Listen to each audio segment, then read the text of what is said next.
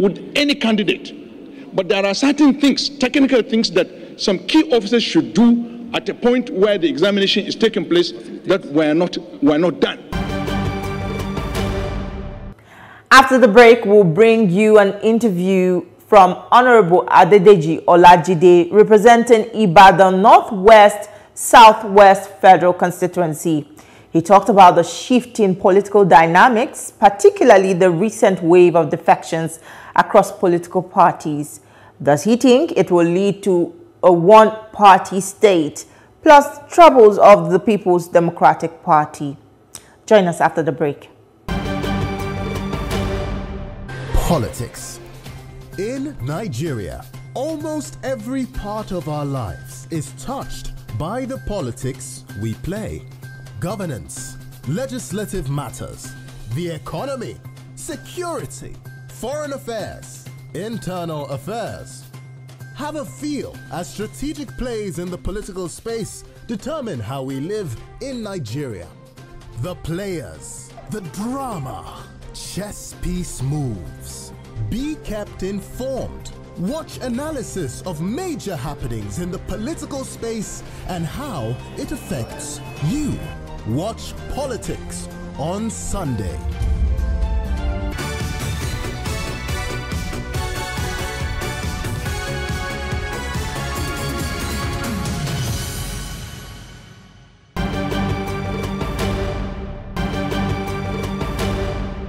Well, it's, there's something called politics is local.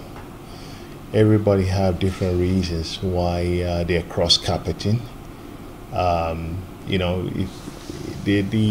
dynamics of politics, sometimes you just have to look at what is going on locally.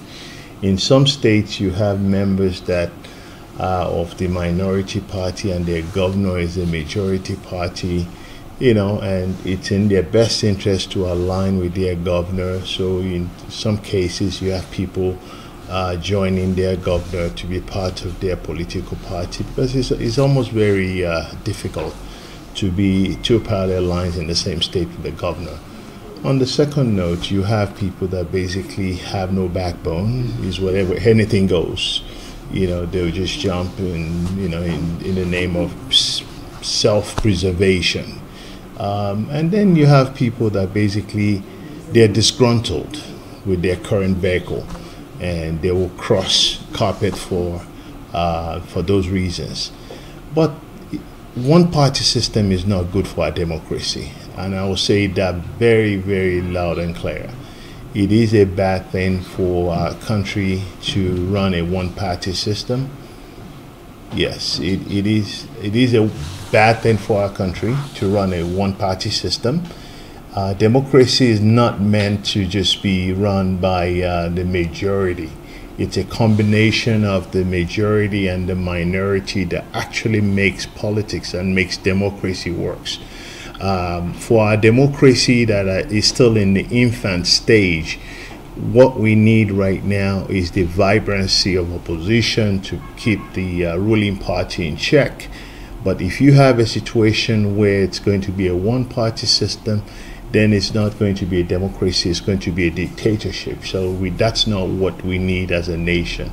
Our democracy is very fragile right now, and as a nation, we really need to mature better, and people need to, kind of mature in the sense that don't always think about personal interest. You have to also think about what is in the interest of the country at large, and what's in the interest of your state, and then what is the interest of your federal constituency and your local government. Well, I don't think that we will have a good house or a good National Assembly if everybody is saying yes. Everybody's yes sir, yes sir, yes sir. It's not good for our democracy. There should be a voice of opposition to critique whatever the ruling party is doing. Yes, we are members of opposition right now. Some areas I will support when the policies are good, and then some areas I will criticize, and I will take my stand when necessary. But it will be constructive. I will not engage in destructive opposition. But the way it's going right now, it's just going to be all yes, all yes, all yes, which is very dangerous for our country. Well, all parties have issues. As we speak, because everybody's going into APC doesn't mean APC doesn't have issues. They have their own issues, we have ours. And our own issues, there are things that basically we'll continue to deal with them. We were a ruling party for almost 16 years, and we blew it. We were being reckless about some of our decisions, and we're paying the price for it today. So, by and large, I think if you have a vessel here and you have a vessel here the same size, and people are jumping on one, the risk of the one sinking is also very high, and the other one, will be preserved, because I can foresee a lot of conflicts also in the boat that a whole lot of people are jumping into as well. It's not going to just be all business as usual. Let's be honest with ourselves. We're all very strong, opinionated people. We have strong political views on issues. So, people are going to, just imagine if I've been the one taking care of the structure of a party, and some people just jump in and then grab the structure from me. I'm not going to be very happy. So there's going to be a lot of issues. They will have issues. Some of the people that just jump on the other boat are still coming back. That I can guarantee you. And then some of these other people that are here will also have the right or the opportunity to kind of elevate themselves. New leaders will also come out of these people who stays on this boat. So there's opportunities here, and he's also going to create. So by and large, let's put all this in perspective. The ruling party wants to stay in power. Opposition wants to kick them out, and they're going to play the politics of it. That's the bottom line. It's only a game, and I don't think any of our citizens should kill themselves over any of this. It's bottom line. We're playing political game, and at the end of the day, there will be a winner and there will be a loser. We're trying to put our house in order. We're seriously trying to put our house in order. It's going to be a tall order. It's going to be tough. But again, just like anything else, to build is always very difficult. It's always very difficult to build.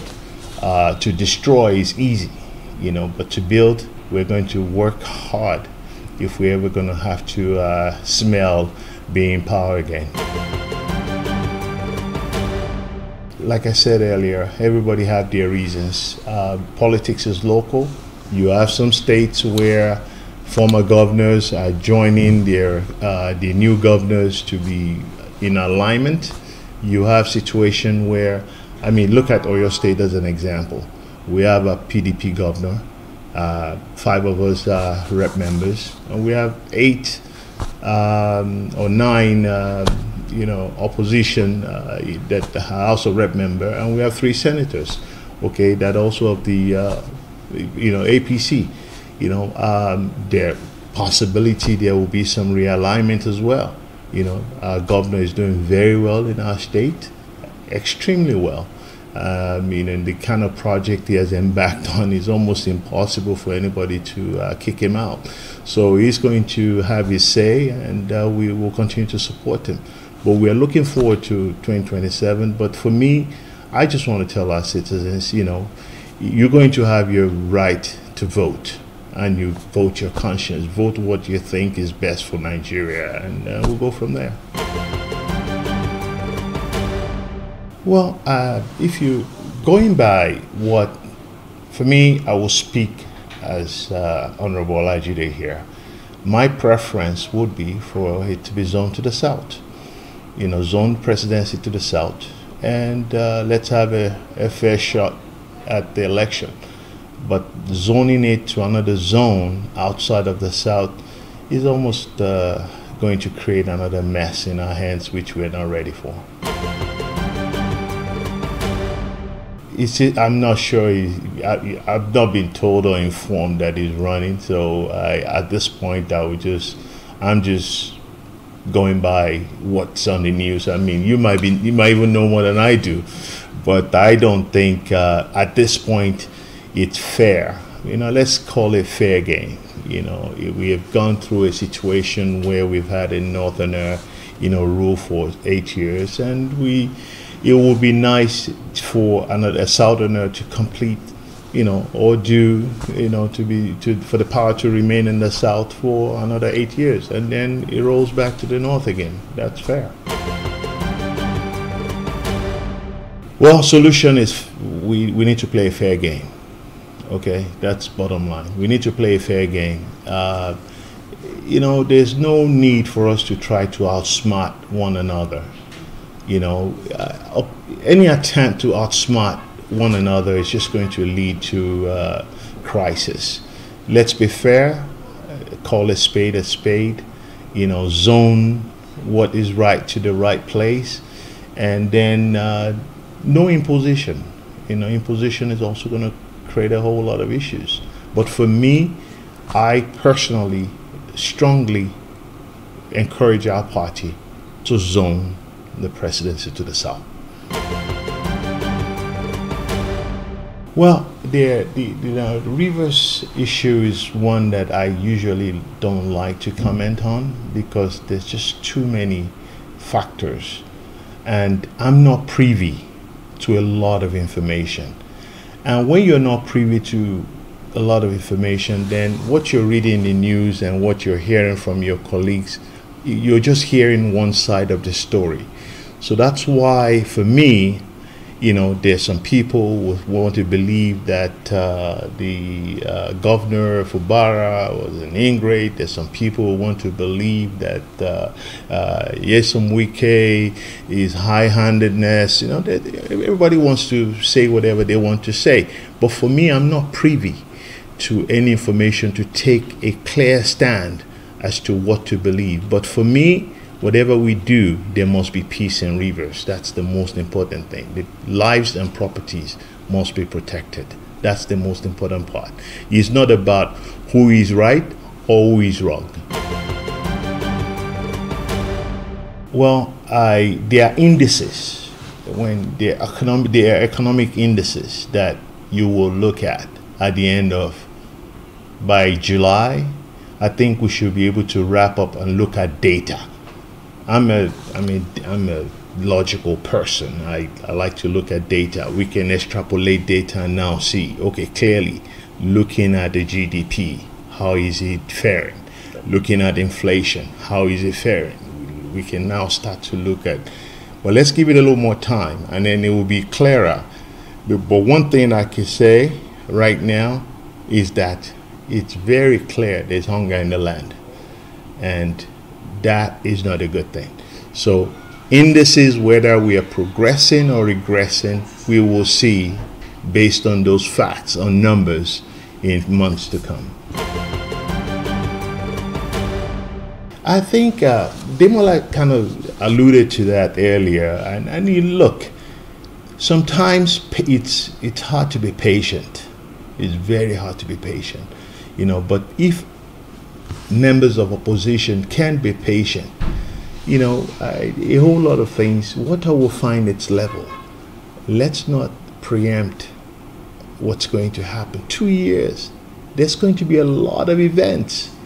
I believe in events. Events. We're hitting the second year. In the next 12 months, there are going to be loads and loads of events. We are going to have to monitor that. And as politicians, wherever we need to take advantage of, we'll take advantage of it. Whatever we need to, support, we'll support. But for me, the role of opposition, I can say we're too passive. Opposition is very passive right now in the nation, and we need to do a much better job to hold the ruling party accountable.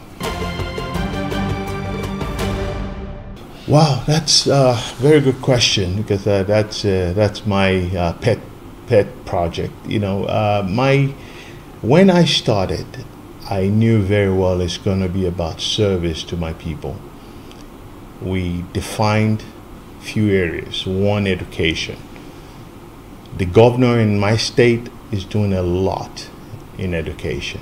If you look at it, the equity contribution is doing to UBEC, and what is happening in the state is, I've complemented that in my federal constituency, building schools, equipping schools, building ICT centers to actually change the story of my federal constituency and turn it into a high CT hub. You know, they'll be the nest of ICT gurus in the next few months to come. So we've done a lot of training and retraining of our people to get that. You know, we also have to work, we've worked with, you know, some of the old-aged people to try to give them some form of livelihood or a means of living, so that we don't continue to give them handouts. So that is also going. We've also done health facilities, you know, health centers to help. You know, to date, I think we've built roughly about 6 ICT centers in my federal constituencies alone, and then we also have digital labs. I think we have about 8 digital labs to date, and so we've touched education, we've touched healthcare. You know, I'm not necessarily, I don't believe in all some of these Okadas and the blending machines. I'm not, I've done it, but I'm not a believer, because that's not what really is going to change the lives of our people. Is getting them the quality skills that will actually change their lives. Because for me, as an IT professional, the skills that I have in my head right now, if I leave this office today, I will still go out and still be very marketable. So giving back to the same youths of my federal constituency to be able to you know, stand tall and say, yes, we're doing better. So we're doing a lot of that. And then on the religious part of things, we're building one of the biggest and finest masjid right now in my federal constituency, to feed the souls of our people, because whatever we do, the fear of God means a lot. I'm a Muslim, and we're also, you know, making sure that we are contributing, you know, helping our people to establish the pillar of Islam, because one of these pillar of Islam require them to go for Hajj. You know, so we are creating opportunities for our people also to fulfill that last pillar. And then on some notes, you know, then helping people genuinely. I mean, I can't even tell you the number of students that I'm paying their school fees right now. It's just, sometimes it's mind-boggling. But because I'm not sending any of my children to school anymore, it's easier for me to just continue to push out and push out. But we have a lot of kids in school. We have health challenges. People have a lot of health challenges. You know, just bridging the gap in the society. I can say on about 5 different pillars I've fulfilled on my campaign promises, and will continue to do that. No, knock on wood, no. I don't even know how to, if I want to. I've only been a member of PDP since 1998. 1999, that was when I got my card, August 17 or thereabout, through one engineer, Martins. For me, I don't see any reason to.